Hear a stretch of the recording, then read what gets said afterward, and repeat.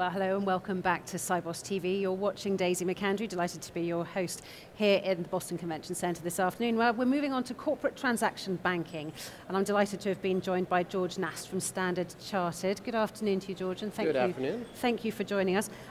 Corporate transaction banking has been evolving very, very fast. In your opinion, what have been the main changes in the area? Sure, so if I just reflect back on the past 5 years, it used to be actually quite an unglamorous business, and that has really changed. It's become very much core to a lot of international banks. We used to have a little joke within Standard Chartered to say, transaction banking has become sexy.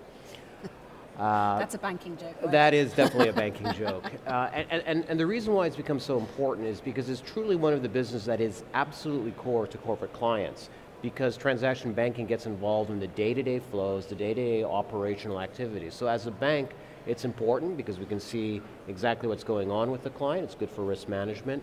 It creates very sticky relationships. And in the current regulatory context, particularly with Basel III and the like, it generates stable liabilities and very low risk, short-term trade assets that we can invest in. So very good for the balance sheet. So is it fair to say it's the defining element of corporate banking these days, or is that going too far? I don't think it's going too far at all. I think it's very defining. A lot of banks can come and do episodic financings for corporates, but fewer banks can be as core to a client the way that transaction banks can be, because you truly see what's going on the day-to-day business activity of the client. And I know you're based in Singapore and you're heavily involved in emerging markets. What impact does it have on that business? Well, it really does have a big impact, because in many emerging markets we are seeing the growth of emerging market multinationals. So usually when we talk about multinationals, we talk about Western companies. And companies that have been around a very long time. Correct. So now we're seeing companies from Asia, companies from South Asia, from Africa, evolving, becoming multinationals themselves. And they realize that actually having good oversight on their working capital, working with a transaction bank that can help them control their day-to-day finances, give them payment options, help them grow their business by providing short-term financing is absolutely critical as they grow to become tomorrow's super companies, super multinationals. But if they're growing, if it's new growth, emerging markets and so on, is there a certain sort of fear of new ways of doing things, perhaps?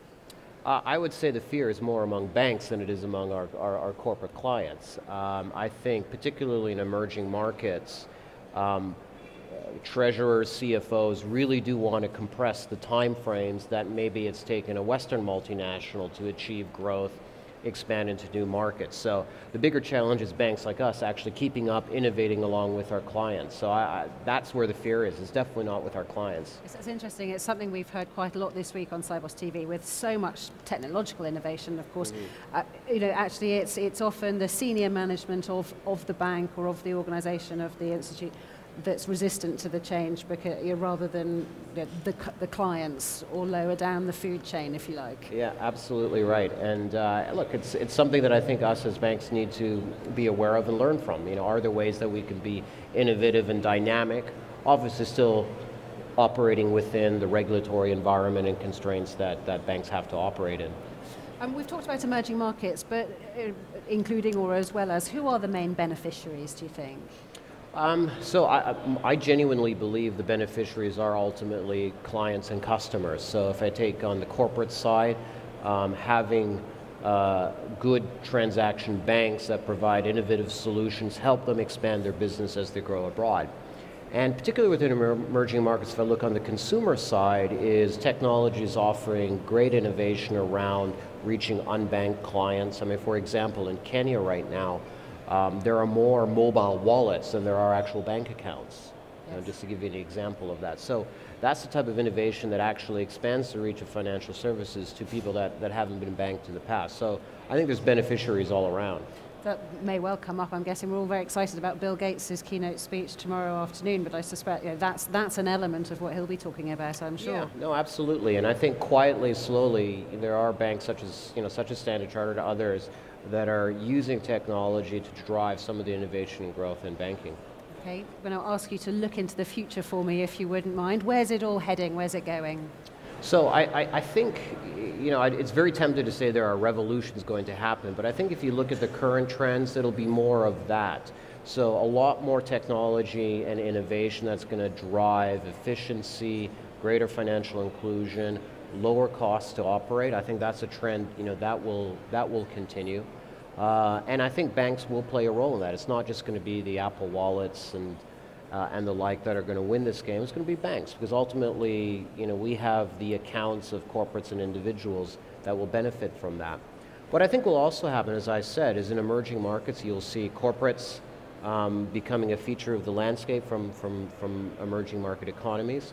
And most excitingly, you will see emerging market currency, I say specifically the renminbi, start to compete with the dollar in terms of a payment currency, in terms of financing currency, as that part of the world becomes much more of an economic force. Big changes. What about collaboration between the traditional players and perhaps the non-traditional players? I definitely see that happening. The way that we look at it is the non-traditional players, particularly those that come with innovative payment solutions, really are our collaboration partners, because we have two very common objectives. One is to create greater reach amongst our client base. For example, we work with payments providers to facilitate our clients' payments in Africa. The second thing is it displaces the most costly payment mechanism of all, which is cash. Cash is very expensive for banks to operate on it. These payment alternative providers reduce the amount of cash that is in the system. That's only a good thing for the banking sector. Well, George Nast, thank you so much for talking us through, and very exciting predictions about the future as well on corporate transaction banking. Really interesting stuff. Thank you very much, George Nast from Standard Chartered.